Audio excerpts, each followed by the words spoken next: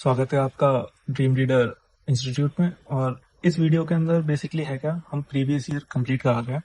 जितने भी दिल्ली पुलिस में जो पेपर हुए थे 2020 के अंदर, जितनी भी शिफ्ट हैं, और शिफ्ट के अंदर जो बेसिकली जो हार्ड क्वेश्चन होंगे, जो मतलब नॉर्मली बच्चा जिनमें कंफ्यूज होता है और छोड़ देता है, उन क्वेश्चंस को हम कवर करेंगे। और ये है 7 दिसंबर जो 2020 को पेपर हुआ था। ठीक है, अब शिफ्ट कौन सी है वो मुझे याद नहीं है, लेकिन ये प्रीवियसली आए हुए क्वेश्चन ही है सारे के सारे। स्टार्ट करते हैं। तो पहला क्वेश्चन है, the perimeter of the rhombus is 148 centimetre and the diagonal is 70 centimetre and the area is equals to the area of rectangular whose sides are in ratio 7:3। तो इसमें पूछा गया, पूछा इसमें जो बड़ी साइड है वो पूछे। कलर चेंज कर लेते हैं इसका, आपको दिखाई नहीं देगा। हिंदी पढ़ देता हूँ। एक सम चतुर्भुज है जिसकी परिमय दे रखा है, परिधि परिमय 148 सेंटीमीटर। इसका जो इसका एक विकर्ण है वो 70 सेंटीमीटर दे रखा है, और इसका क्षेत्रफल है वो एक आयत के क्षेत्रफल के बराबर है, जिसकी भुजाएं, जो आयत की भुजाएं हैं उनका अनुपात दे रखा है 7:3। ठीक है, तो तुमने पढ़ा होगा जो समचतुर्भुज होता है उसकी चारों साइड इक्वल होती हैं।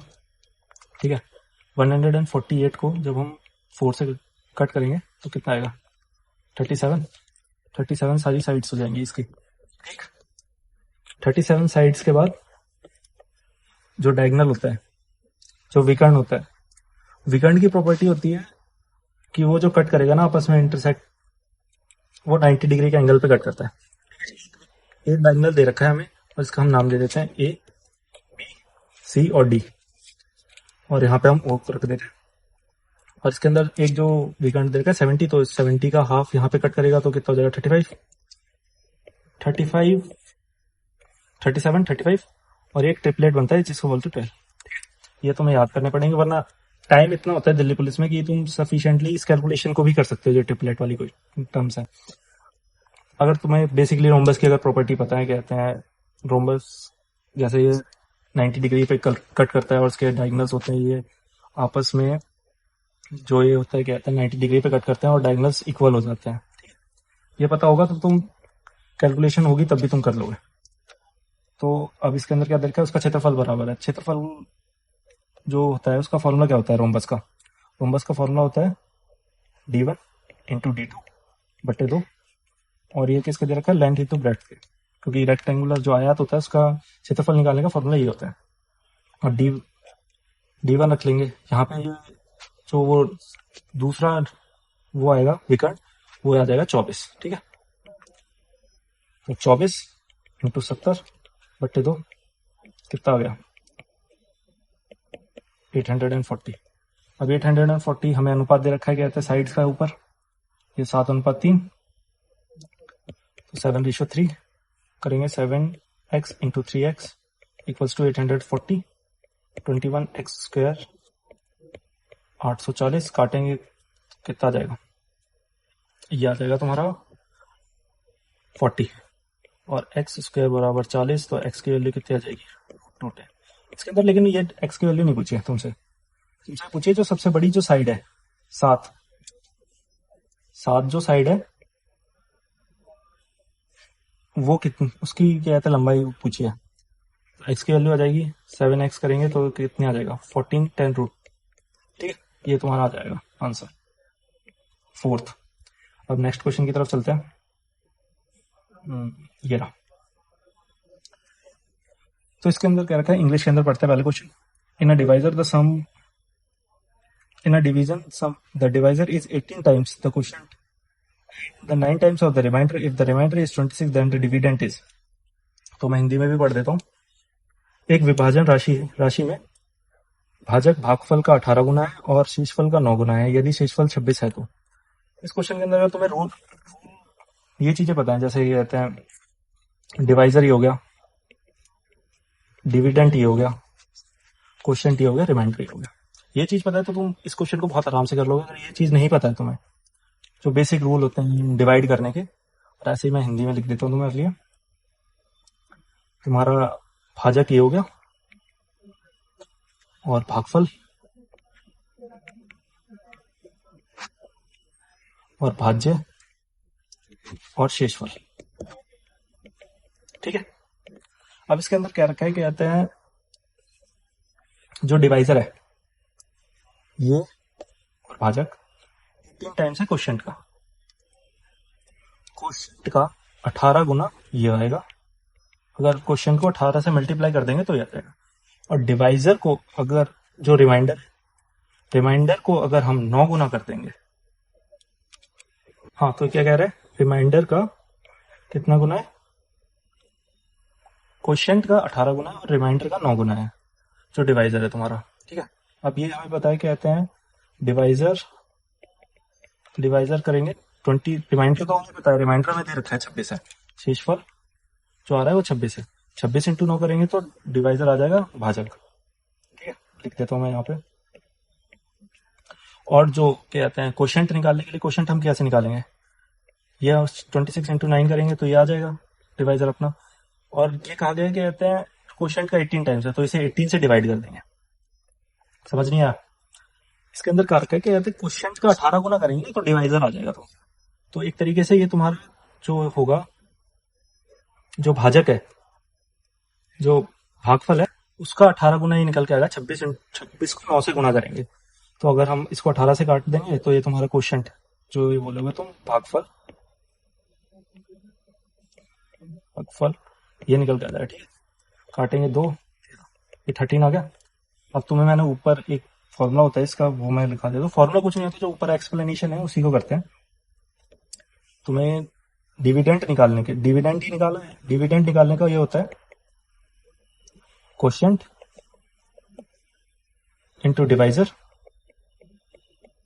Plus remainder.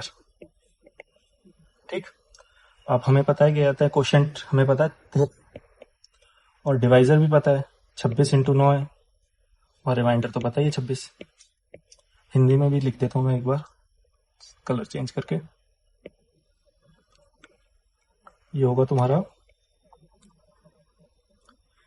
हमें निकालना है भाज्य निकालना है। ठीक है, तो ये होगा भाजक गुणा भागफल, और इसमें हम जोड़ देंगे शेषफल को। ठीक है, ये नोट कर लेना, अगर तुम्हें नहीं आता है, अगर आता है तो बहुत अच्छी बात है।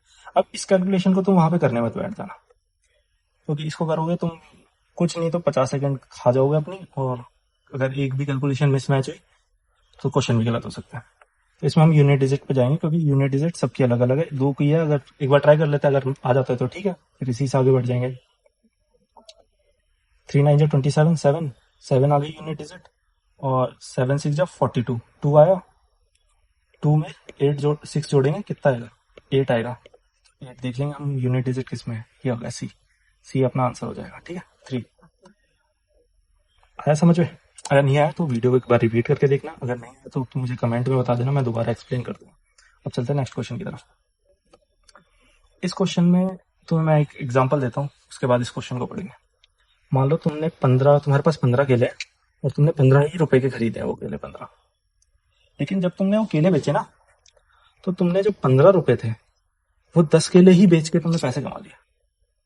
अब जो तुम 5 केले बचे हुए बेचोगे, बनाना जो तुम बेचोगे, वो तुम्हारा प्रॉफिट होगा कि नहीं होगा, वो सोचो, होगा कि नहीं होगा, डेफिनेटली होगा तुम्हारा।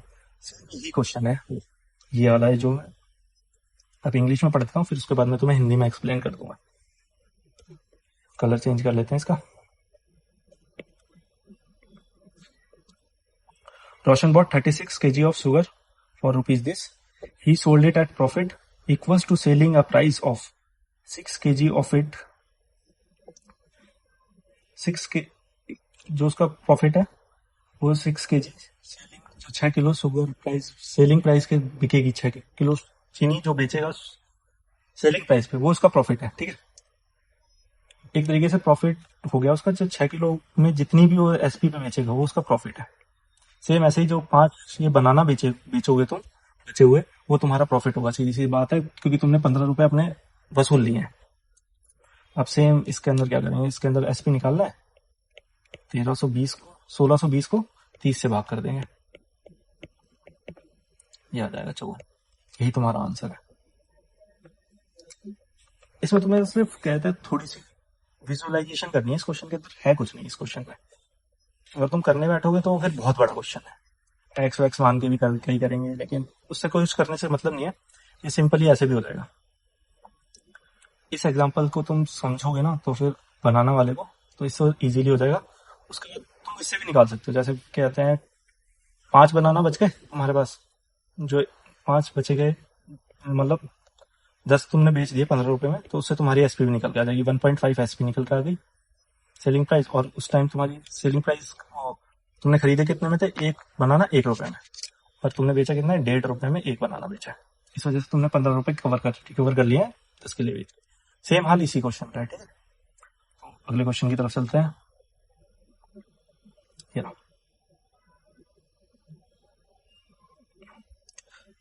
अब इसमें मैं तुम्हें एक चीज और समझा देता हूँ। जो सीपी होता है, तुम एसपी निकालोगे, जो विक्रय मूल्य होता है, क्रय मूल्य को जितना तुम्हें लाभ हुआ है, जैसे मान लो तो इस क्वेश्चन के हिसाब से, मतलब इसी क्वेश्चन के हिसाब से मैं तुम्हें एग्जांपल दे रहा हूँ, 8% का हुआ, गुणा 100 कर लेंगे। ठीक है, तो ये सेलिंग प्राइस तुम्हारा विक्रय मूल्य निकल के आ जाएगा।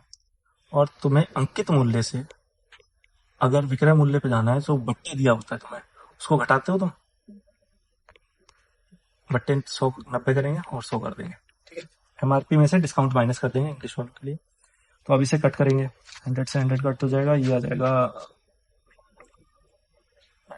2 10 और 6 एंड 5, तो सीपी आ गया 5 और एमआरपी इधर आ जाएगा 6। अब ये मत करना, सीपी ये आ जाएगा 6 एंड एमआरपी 5, तो इसको इधर लेके आएंगे और सीपी को इधर लेके आएंगे, तो उसके बाद ये चीज आएगी। ठीक है, ये आउट जाएगा। अब पढ़ते हैं हम क्वेश्चन को। The market price of an article is 240. It is sold given a discount of 10% on the market price. If the profit is 8%, then is the what is the cost price of the article? एक बार हिंदी में मैं तुम्हें बता देता हूँ। एक वस्तु है जिसका अंकित मूल्य है 240 रुपए, उस पर 10% का बट्टा दिया जाता है, 10% की छूट दी जाती है, और जब वो कहते हैं छूट देने के बाद उसे 8% का लाभ होता है। सेम यही क्वेश्चन बन गया। अब तुम्हें पता है कि 5 रेशो इसी क्वेश्चन के हिसाब से 108% का रेशो होगा। अब तुम्हें ये पता है एमआरपी की वैल्यू तुम्हें पता है 240 दी हुई है तुम्हें इस क्वेश्चन में, गुणा 40 गुना है, इसको भी 40 गुना कर देंगे 200, ये तुम्हारा 200 आंसर आ गया। अब ये क्वेश्चन तुम्हें समझ में नहीं आया होगा क्योंकि जो मैंने ऊपर किया है, तुम एक खुद सोचो।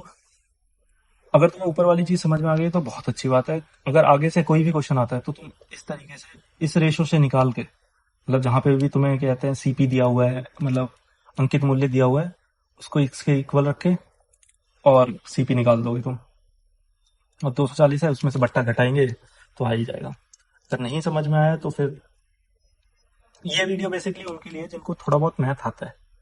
जिसको बिल्कुल ही कॉन्सेप्ट से पढ़ना है वो ऑफलाइन के लिए अप्रोच कर सकता है, जिसको थोड़ा बहुत आता है वो इसे रिलेट कर पाएगा।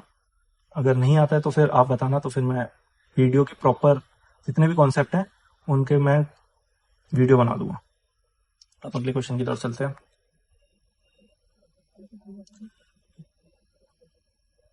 इस क्वेश्चन को मैं तुम्हें कराऊंगा नहीं क्योंकि ये तुम्हें खुद ही करना है। इस पार्ट को है, जो ये पार्ट है, इस पार्ट को मैं तुम्हें सॉल्व करके दे दूंगा, उसके बाद तुम खुद करोगे। ये खुद करना क्योंकि ये बेसिकली कोई क्वेश्चन हार्ड नहीं है, बस इसका ये पार्ट किसी को हार्ड लगेगा। तो 58 -5 इसलिए क्या क्योंकि ये जो देख रहे हो तुम यहाँ पे 58 के यहाँ पे कहते हैं 8 के ऊपर ही बार है, तो इसलिए 5 के ऊपर बार नहीं है, तो इसलिए हम उसे माइनस कर देते हैं। और जिसके ऊपर बार होता है 8 के नीचे बार है, तो एक ही बार हम 9 लेंगे, और सेकंड वैल्यू अपनी 5 है तो उसकी बजाय 0 ले लेंगे हम। और यहाँ पे डिवाइड है तो यहाँ पे इंटू तो करेंगे ही, और 99/53। अब जिसको ये चीज समझ में नहीं आएगी 99 ऊपर कैसे चला गया, 53 कैसे चला गया, उसके तो बेसिक कॉन्सेप्ट भी फिर भी है। क्योंकि जब हम डिवाइड करते हैं, मान लो तुम 5/8 को ऐसे करके लिखा हुआ है 8/5, अगर हम इसको 5/8 को इंटू करेंगे तो 5/8 ही ऐसा हो जाएगा। ठीक, वही हाल यहाँ पे गया है। अब इसको सॉल्व करोगे तो 53/90 इंटू 99/53 ये आ जाएगा, ये कट जाएगा यहाँ से 11/10। ठीक है, ये सॉल्व करा दिया मैंने तुम्हें, 11/10 आ गया है। अब बाकी बचा हुआ तुम ये खुद सॉल्व करना और इसका आंसर मुझे कमेंट करना, ठीक है। नेक्स्ट क्वेश्चन की तरफ चलते हैं। आजा भाई। तो नेक्स्ट क्वेश्चन के अंदर क्या गया है, तो let x be a least number of 4 digit which when divided by 12, 15, 20 and 27 leaves the remainder in each case a remainder 7. What is the sum of the digit x? Hindi में बता देता हूँ मैं तुम्हें। एक संख्या है x 4 अंकों की जो 7, 15, 20, 27 से विभाजित करने पे शेषफल 7 देती है। तो x की वैल्यू का जो संख्याओं का योग है वो बताना है, ठीक है। 4 अंकों की सबसे छोटी संख्या कितनी क्या होगी, 1000, और 12, 15, 20 और 27 से भाग देने पे 7 रिमाइंडर है। तो इनका एलसीएम ले लेंगे। एलसीएम लासा होता है, अगर मैं इसे गलत नहीं हूं तो हिंदी में, तो इसके खंड कर लेंगे। सबका एलसीएम निकालने का तरीका अलग होता है, मैं अपने तरीके से बताता हूँ।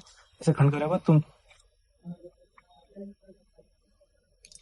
3 into 4, 15 तो हमें करना है यहाँ पे, तो 5 कर देंगे यहाँ पे। 20 बन रहा है तुम्हारा ये 20, 4 5 जो 20, यहाँ पे 27 बनाना है तो 3 है ही, तो इंटू 9 और कर देंगे, 27 बन गया। मतलब एलसीएम के अंदर ये होता है कि तुम्हारी जितनी भी संख्या है तो इंटू करके सारी संख्या आनी चाहिए, और मतलब और रिपीटेशन नहीं मारेंगे संख्याओं का। इसमें 9 रिपीटेशन इसलिए माना है क्योंकि 3 9 जो 27, 27 बन रहा है, 4 5 जो 20, 20 बन रहा है अपना, 3 5 जो 15, 15 बन रहा है अपना, 3 4 जो 12 अपना, 3 4 जो 12 बन रहा है। अब इसको कर लेंगे, इसको करेंगे 12 इंटू 45। अब इसको कर लेंगे, कितना आ जाएगा ये आ जाएगा तुम्हारा 540। अब 540 कहते हैं तो ये 1000 तक पहुंच नहीं रहा, तो इसको 2 से इंटू करेंगे 4 अंकों की संख्या बनाने के लिए, तो कितना जाए 1080। अब इसमें 7 और जोड़ देंगे, कितना गया 287। अब इसको ऐड करेंगे, 7 7 14, 1 15, 15 1 16, 16 अपना आंसर हो गया सेकंड, ठीक है। इसको समझ नहीं आया वीडियो रिपीट करके देखना, बहुत इजी क्वेश्चन है। कुछ ही क्वेश्चन हार्ड है, ऐसा नहीं है कि सारे क्वेश्चन हार्ड है।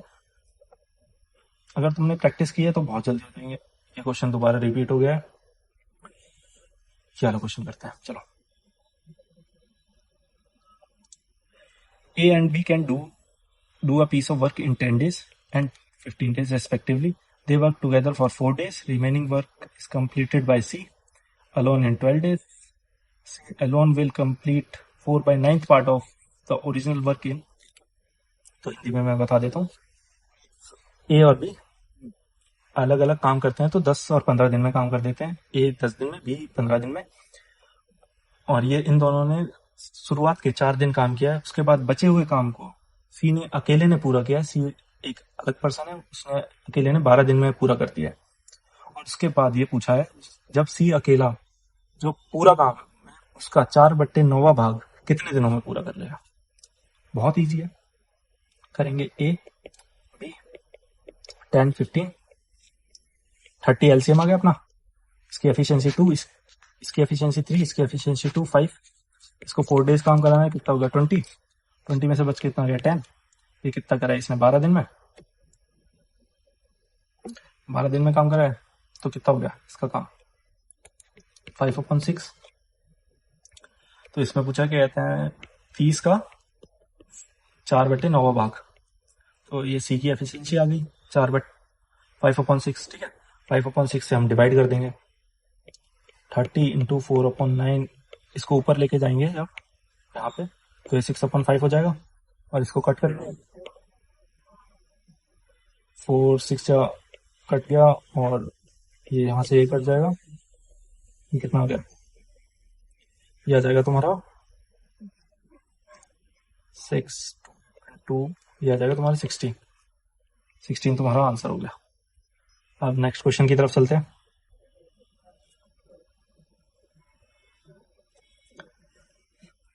The cut surface of the area of the right circular cylinder is 1320 and the radius of its base is 10.5 centimeter. The volume of the cylinder is, इस क्वेश्चन हिंदी में नहीं दिया हुआ है, समझ आना तुम।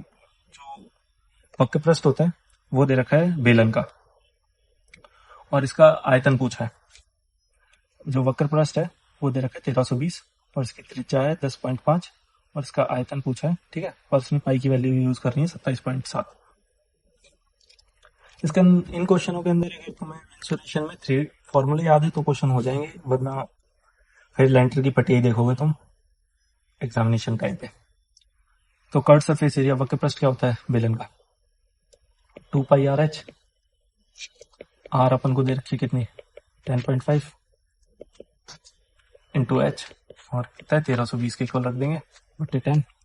अब इसे कट कर लेते हैं, 11 से काटेंगे, 11 1 2 20 और यहाँ पे आ जाएगा 2,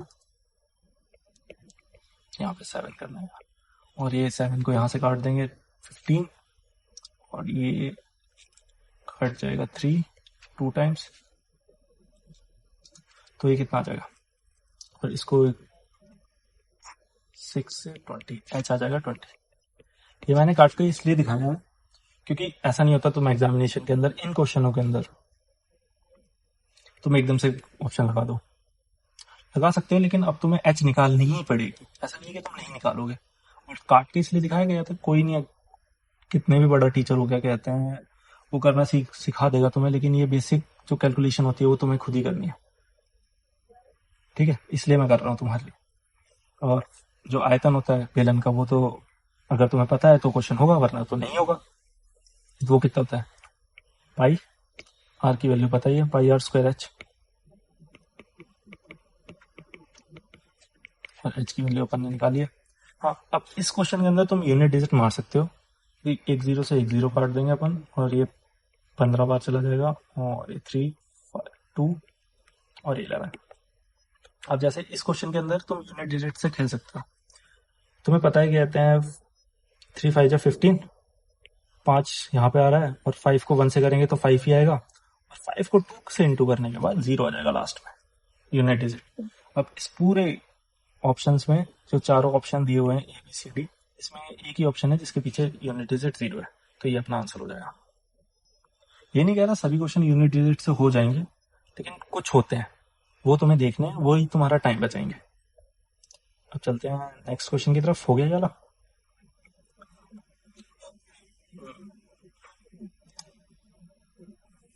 तो क्वेश्चन पढ़ते हैं पहले।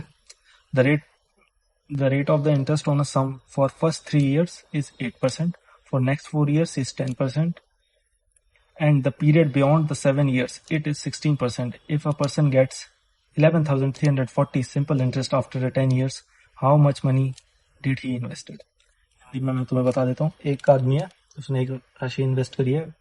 अगर स्टार्टिंग में पहले के 3 साल है उसके लिए 8% ब्याज, सिंपल इंटरेस्ट है, साधारण ब्याज है। और अगले 4 वर्षों के लिए है 10% ब्याज, और अगर 7 साल से ज्यादा हो जाते हैं तो 16%। सीधी सी बात है, वो धंधा कर रहा है अपना ब्याज का। कुछ लोग होंगे तुम्हारे आसपास जो धंधा करते हैं, ठीक है। तो 3 इंटू 8 करेंगे तो कितना आ जाएगा 24%, और 4 इंटू 10 करेंगे 40%, 240 क्या होगा, कितना होगा 24%। और 7 साल के बाद कितनी है 3 साल, क्योंकि उसने टोटल 10 साल के लिए ही पैसा दिया है, तो 3 साल 16, तो कितना जाएगा 48%। अब इन सबको जोड़ देंगे 12 और 112 ही आ जाएगा। अब 112 की वैल्यू दे रखी है ये 11,340, और तुम्हें 100 की वैल्यू निकालनी है 11,340 बटे, ठीक। अब इसको कट कर लेंगे 1 4, यहाँ पे 0 लगेगा। अब 10 के आने के बाद 2 ऑप्शन तो चलेगा तुम्हारे, क्योंकि 10 आ रहा है तुम्हारे में, एक 0 यहाँ आ जाएगा तो फिर ये 1 से ही जाएगा, 112 8 और ये आ जाएगा 240। अब पूरा डिवाइड करने बाद बैठ जाना। अब 280 आ रहा है तुम्हें पता है 4 जाएगा नहीं, 2 से ही जब कह रहे हुए तो फिर कितना आ जाएगा 4 2 2, तो पूरा डिवाइड मत करना। यहाँ पे जैसे ही 2 आ गया तुम्हारा, ऊपर 4 है, तो ये वाला क्वेश्चन आंसर मार्क करके आगे बढ़ जाना नेक्स्ट क्वेश्चन की तरफ, ठीक है। पूरा डिवाइड करने बैठोगे गधों की तरह, कोई मतलब नहीं निकलेगा, आंसर फिर भी वही आना है 10,125। हाँ, जिसके पास टाइम फर्जी है, तो बैठ के करता रहे गुणा, अपना गुणा भाग, कोई वो नहीं है। नेक्स्ट क्वेश्चन की तरफ चलते हैं। ये रहा। तो ये कहता है a certain number of a student from school A certain number of the students from school A appeared in an examination and 65% of them passed. 100% more student than those in school A appeared in the same examination from school B. If 75% of the total student that appeared from school A and B passed, then what is the percentage of the student who failed from school B? तो मैं हिंदी में बता देता हूँ। एक examination है, उसके अंदर स्कूल ए और स्कूल बी से बच्चे आए हैं एग्जामिनेशन में पार्ट लेने के लिए। उसमें से ए स्कूल से तो 65% बच्चे पास है। अब इस क्वेश्चन के अंदर यहाँ पे ये लाइन दी है, स्कूल ए के छात्रों की तुलना में 100% अधिक छात्र स्कूल बी से उसी परीक्षा में उपस्थित हुए हैं। ये लाइन पकड़नी है बस तुम्हें। किसी को आ गई होगी समझ में, किसी को जिसको नहीं आई है वो मैं बताता हूँ। मान लो तुम्हें एक धनराशि दी गई है, उसका बोल देते हैं 100% निकालो, ठीक है। 100 निकालोगे तो 100 आ जाएगा तुम्हें। अब तुम कह दोगे क्या है, 100 ही आ रहा है, 100 ही रुपए मिलेंगे, तो इसमें जो तुम्हारा प्रिंसिपल है वो भी तो जोड़ोगे, तो ऐसे करके 200 आ जाएगा तुम्हारा। वही है इस लाइन का मतलब, ठीक है। तो बी स्कूल से जो बच्चे आए हैं ना वो 200 आए हैं, और यहाँ से हम मान लेते हैं 100, ठीक है। अब एलिगेशन जब तुम परसेंटेज पे लगाते हो ना, मतलब जो निकल के आता है, जो परसेंटेज का जो एलिगेशन से रेशियो निकल के आता है वो अलग ही निकल जाता है। मतलब तुमने देखा होगा, कहते हैं तुमने कभी, अगर किसी ने तुम्हें एलिगेशन ढंग से समझाया होगा मिक्सचर एंड एलिगेशन में, जब तुम कहते हैं क्वांटिटी के ऊपर मान लो 5 किलो चीनी है, 7 किलो चावल है, उसके ऊपर एलिगेशन लगाते हो तो तुम्हारा, तुमने देखा होगा रेशो में निकल के आता है, कहते हैं इतना चीनी हो गया, इतना वो चावल हो गया, इसको ऐड करोगे तो कुछ और ही निकल के आता है तुम्हें। लेकिन तुमने कभी सोचा नहीं होगा कहते ये क्यों निकलता है। ऐसे ही सेम इस क्वेश्चन में एलिगेशन, मिक्सचर एंड एलिगेशन से करेंगे। जो बच्चे दोनों के स्कूलों के मिला के 300 में से 75% बच्चे पास हुए। कहाँ गया पेन? 75 बच्चे पास हुए। जब तुम यहाँ पे एलिगेशन लगाते तो तुम्हारा रेशियो निकल के आता है कितने बच्चे स्कूल में अपीयर्ड हुए, कितने बच्चे बी स्कूल में अपीयर्ड हुए। लेकिन तुम्हें तो पता है 100 ए स्कूल से हुआ है, बी से 200 हुए, तो 1:2 हो गया। अब यहाँ पे यहाँ पे 2 बनाने के लिए तुम्हें पता है यहाँ पे तो 65 में से 75 इसमें से इसे माइनस करोगे तो कितना आएगा। कलर चेंज कर देता हूँ मैं, यहाँ पे 10 आएगा।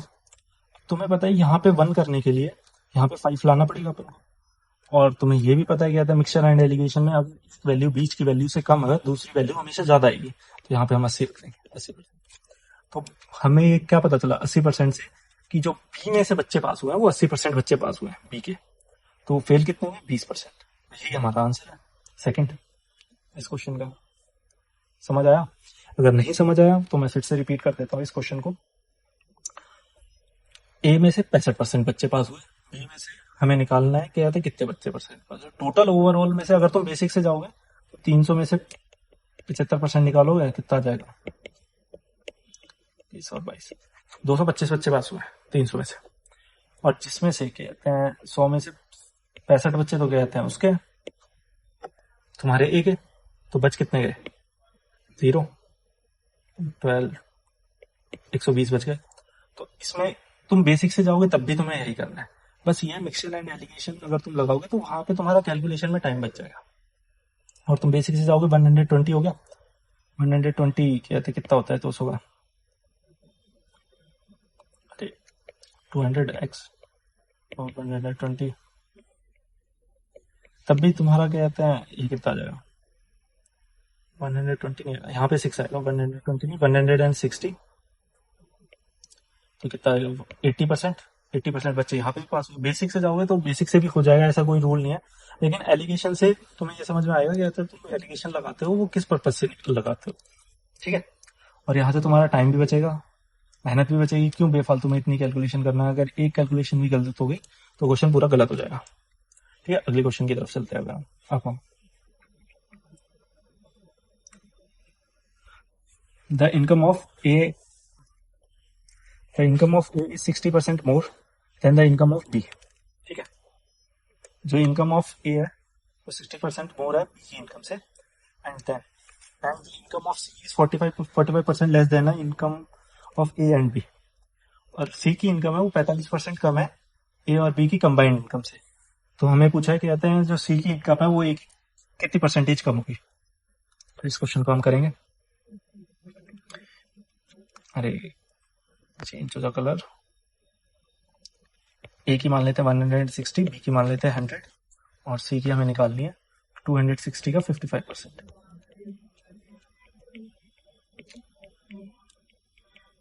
ये कितना आ जाएगा 143। यही पूछा है कि कहते हैं कितनी परसेंटेज कम है, तो 17 बटे 160 इंटू 100। अब इसमें भी तुम्हें है ना पूरा डिवाइड करने मत बैठ जाना। जैसे 17 एकम 17, ये काट लिया, 10 बचा, तो ये कटेगा नहीं, जीरो करेंगे यहाँ पे भी पॉइंट, तो इसे कट करेंगे 10 आ जाएगा यहाँ पे। 10 के बाद जो पॉइंट आएगा तुम्हें पता है 17 5 जैसे अगर तुम कट करोगे 16 5 80 होता है 80 को, तो ये 6 जैसे ही काटोगे 96। तो पूरा डिवाइड मत करना, 6 जैसे ही आएगा इस फोर्थ ऑप्शन को टिक करके आगे बढ़ जाना और क्वेश्चन खत्म हो जाएगा तुम्हारा। ठीक है, ऐसा नहीं बहुत हार्ड क्वेश्चन आए थे, 15 में से कुछ 3-4 क्वेश्चन थे वो हार्ड रखता है एग्जामिनर, पूरा पेपर हार्ड नहीं बनाएगा लेकिन टाइम कंज्यूमिंग बनाएगा इस बार पेपर, मेरे को ऐसा लगता है। अब नेक्स्ट क्वेश्चन की तरफ चलते हैं। A loan is to be returned in a 2 equal installment. 2 equal installment if the rate of the interest is 10% per annum compounded yearly and each installment is 3,872, then the total interest is charged in this installment scheme. तो इस question के अंदर कहा है कि कहते हैं एक धनराशि को कहते हैं ब्याज पे दिया गया, वो किस्तों में इसे लौटा रहा है और 10% की चक्रवर्ती ब्याज से दो किस्तों में उसने लौटाया है। तो किस्तों में लौटाने का ट्रिक क्या होती है, प्रिंसिपल हो गया यहाँ पे और सीआई हो गया। मतलब अगर तुम 100 करोगे यहाँ पे फिर एक जीरो कटोगे, इससे बढ़िया 10 लिख के अपन 11 कर लेंगे। यहाँ पे कंपाउंड इंटरेस्ट है, और कंपाउंड इंटरेस्ट अगर फर्स्ट ईयर करते हैं तो कुछ नहीं होता, सेकंड ईयर करते हैं तो स्क्वायर होता है, सबको पता है। तो यहाँ पे 100 हो जाएगा, यहाँ पे 1 to 1 हो जाएगा। और ये भी पता है तुम्हें अगर इंस्टॉलमेंट सेम है तो यहाँ पे 11 का इंटू करना पड़ेगा, अगर यहाँ पे 11 का इंटू करना है तो यहाँ पे भी 11 का इंटू करेंगे अपन। ठीक है, तो ये कितना आ गया 110 और ये 100 है, तो ये कितना होगा 242 और ये हो गया 210। अब 242 की वैल्यू हमें रखी है 3872 और हमें ये पूछा है कहते हैं टोटल ब्याज कितनी लगी है। अब ब्याज हमें पता है कहते हैं जो धनराशि है 210 के इक्वल है। अब हम बजाय इसके कहते हैं इसको इसके इक्वल रखें और 210 निकालें, उसके बाद उसमें से घटाएं, इसकी वजह हम यहीं से माइनस कर देंगे। 242 में से 210 माइनस करेंगे तो कितना आ जाएगा 32 आ जाएगा रिमेनिंग। और दो किस्त है 3872 इंटू 2, दो किस्तों के लिए 200 इंटू कर देंगे और 242 से इंटू कर देंगे, इंटू में 32। इसको सॉल्व करेंगे अपना आंसर आ जाएगा। ठीक है, अब इसे कट करते हैं। इसको जब तुम कट करोगे तो ये कितना जाएगा 1 to 1। अब इसे 11 से कट करके देखें 3 57 5 और ये कट के 11 से। ठीक है, और इसको फिर से 11 से काट लेते हैं 3 2 32 इंटू 32 करेंगे कितना आएगा, और कुछ तो बचा नहीं है तो 30, ये तो ज्यादा ही आ रहा है यार, एक सेकेंड रुको। तो ये 32 इंटू 32 करेंगे कितना जाएगा 1024 और ये होगा आंसर तुम्हारा। ठीक है, ए ऑप्शन। ओके, समझ में आ गया होगा। अब अगले क्वेश्चन की तरफ चलते हैं। इस क्वेश्चन को मैं सबसे लास्ट में करूंगा क्योंकि इसमें कॉन्सेप्ट लगेगा। इस क्वेश्चन को लास्ट में करेंगे, ये अलग करते हैं एवरेज का। तो स्टार्ट करते हैं। The average of 40 numbers is this, if the number 60 and 63 are replaced by 58 and 70 and one more number x is included, then the average of the numbers now increased by 1.5, what is the value of x। तो इसके अंदर मैं हिंदी में explain कर देता हूँ। हिंदी में मैं पढ़ इसलिए नहीं रहा क्योंकि मैं हिंदी में समझा रहा हूँ तुम्हें, अगर तुम्हें समझ में आ जाएगी तो फिर क्वेश्चन पढ़ने की कोई जरूरत नहीं होगी। मतलब 14 संख्याओं का कहाँ गया पेन यार, तो 14 संख्याओं का जो औसत है वो तुम्हें दे रखा है 73.5। एक तुम इसे बेसिक से जाओगे तो बहुत लंबा पड़ेगा, इसलिए बेसिक से नहीं जाएंगे अपन।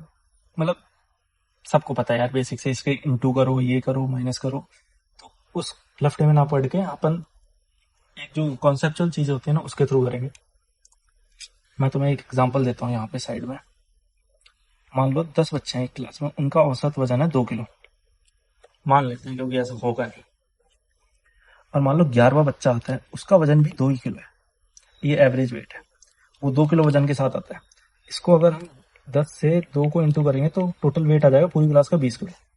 और 11वां बच्चा है वो भी अपने साथ 2 किलो लेके आया है, तो 22 किलो हो गया टोटल पूरी क्लास का वेट। और 11 से भाग करेंगे तब भी औसत 2 आ रहा है। कभी तुमने ये चीज सोची है? तो यानी कि कहते हैं अगर बच्चा जो दूसरा बच्चा आ रहा है जितना औसत है उतना ही अगर वो वजन लेके आता है तो औसत नहीं बदलता है। औसत का मतलब ये होता है, कहते हैं तुम अगर मान लो अगर ये बच्चा 3 किलो लेके आता ना, तो एक जो 1 किलो वजन है वो पूरे 11 बच्चों में बढ़ जाता, तो इसका एवरेज निकल के आता 2 पॉइंट कुछ। ठीक है, ये चीज अगर तुम्हें समझ में आ गई है बहुत अच्छी बात है। इसी कॉन्सेप्चुअल क्लैरिटी की वजह से ही अब ये वाला क्वेश्चन हम करेंगे। अब जैसे इसके अंदर है, अब वो ये 63 63 और 58, 60 और 63 निकल के गए हैं, टोटल कितना हो गया 123। अरे मिट जाओ, 123। और वो लेके कितना आए, दो जो नए नंबर आए हैं उनके स्थान, उनकी प्लेस पे 258, 128। तो इसमें से घटाएंगे तो 5 निकल के आ रहा है। 5 मतलब बचा हुआ है जो 14 बच्चों में बटेगा। और उसके बाद 1.5 बढ़ रहा है पूरी क्लास का एवरेज 1.5, यानी कि 14 बच्चे तो और एक्स का भी तो बढ़ेगा। तो 15 से इंटू करेंगे तो कितना देगा 22.5। अब 22.5 अकेला एक्स तो लेके नहीं आया क्योंकि 5 अपने पहले ही बढ़ रखा है, तो इसमें से 5 घटाएंगे, 5 घटाएंगे तो कितना आएगा, यह जाएगा 17.5। और 17.5 एक्स को लेके आना है और से कितना लेके आना है, इतना और लेके आना है, तभी तो एवरेज बढ़ेगा। अगर वो इतना 73.5 अगर नहीं लेके आता है तो एवरेज कम होगा, क्योंकि तुम्हें भी पता है, मैंने भी बताया पीछे कि अगर वेट कम लेके आएगा तो सबका कम होगा वेट, अगर ज्यादा लेके आएगा तो सब में बराबर बटेगा। वही वाला हाल है, कद्दू कटेगा तो सब में बराबर बटेगा, अगर कद्दू नहीं कटेगा किसी को कुछ नहीं मिलेगा, सब माइनस में जाएगी। वही वाला हाल है एवरेज का भी। तो 73.5 इसमें जोड़ेंगे, 091, ये तुम्हारा आंसर आ गया ए, इसका आंसर हो जाएगा। ठीक है, अगर तुम्हें नहीं समझ में आया तो फिर से वीडियो रिपीट करना, कमेंट में लिख देना, मैं दोबारा सेपरेटली वीडियो बना दूंगा इस क्वेश्चन के ऊपर, इस कॉन्सेप्ट के ऊपर बना दूंगा। ठीक, नेक्स्ट क्वेश्चन की तरफ चलते हैं। ये क्वेश्चन तुम्हारा होमवर्क है, अब तुम्हें ये करना है, कहते हैं कैसे करोगे अब मुझे वो नहीं पता है, लेकिन ये तुम्हारा होमवर्क है, ये तुम्हें खुद ही करना है। इसका आंसर तुम मुझे कमेंट में करोगे और अगली वीडियो में हम इसी क्वेश्चन से स्टार्ट करेंगे। ठीक है, तो और जो क्वेश्चन रह गया था वो करते हैं। अगर किसी ने कॉन्सेप्ट पढ़ा, मीटिंग कॉन्सेप्ट, मान लो ये एक डिस्टेंस है, ये ए पॉइंट है, ये बी पॉइंट है, यहाँ पे एक्स है और यहाँ वाई स्टेशन है। एक्स यहां से चलता है बी की तरफ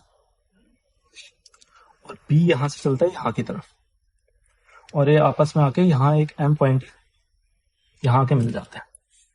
अब मीटिंग पॉइंट कॉन्सेप्ट ये कहते हैं मैं इसकी एक अलग से 2 मिनट की लेक्चर बना दूंगा, उसके अंदर तुम्हें डिटेल डेरिवेशन बता दूंगा ये रूट के अंदर कैसे आता है। ठीक है, अभी तुम बेसिक से मैं तुम्हें एक चीज बता दूंगा, रूट में जिसको पता होगी वो क्वेश्चन को इजीली कर लेगा, जिसको नहीं आता है वो इस क्वेश्चन से भागेगा। 1 किलोमीटर दूर नहीं, 5-5 किलोमीटर दूर बच्चे भाग जाते हैं, मतलब उन्हें लगेगा कि हम कर देंगे लेकिन होगा नहीं उनसे। जो इसका कॉन्सेप्ट होगा उसके अकॉर्डिंग इसको अपन ऐसे करेंगे, S1, फिर कहाँ गया पेन, मतलब जो इस M के बाद है ना, ये जो डिस्टेंस कवर करेगा B, वो दे रखी है अपन को, कितनी दे रखी है 7.2, और जो मीटिंग पॉइंट के बाद जो डिस्टेंस कवर करेगा वो दे रखी है 3.2। अब मैं तुम्हें क्वेश्चन पढ़ के बता देता हूँ। क्वेश्चन में ये कह रहा है कि एक्स और वाई, ए यहाँ से चलता है एक वाई की तरफ और बी यहाँ से चलता है एक्स की तरफ। अब एक जो बीच में पॉइंट है, ये दोनों एम पॉइंट पे मिलते हैं, उसके बाद जो बी है वो 7.5 घंटे में अपनी दूरी एक्स तक कवर करता है, और जो ए है वो 3.5 घंटे में वाई तक अपनी दूरी तय करता है। तो इसमें पूछा गया कहता है जो एम पॉइंट पे पहुंचने तक दोनों को कितना समय लगा, वो बताया पूछा है। बेसिकली उतना ही समय लगेगा जितना कहता है ए चल लेगा इतना, उतने टाइम में बी इतना चल के आ जाएगा, तो बीच में एम में मिल जाएंगे, उतना ही टाइम पूछा है तुमसे। और इसका फॉर्मूला होता है S1/S2।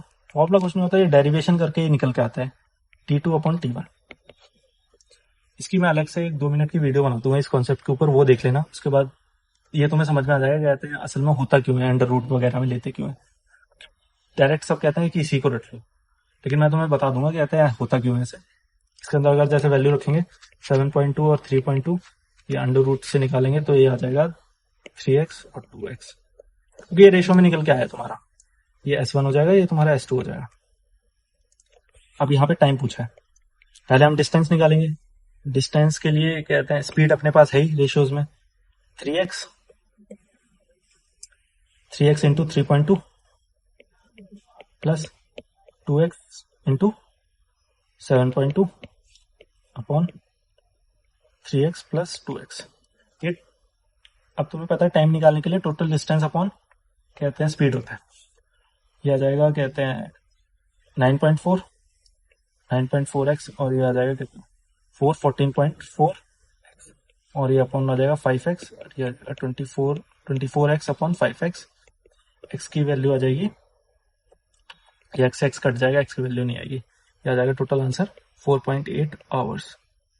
ठीक है, ये इस क्वेश्चन का हो गया सोल्यूशन।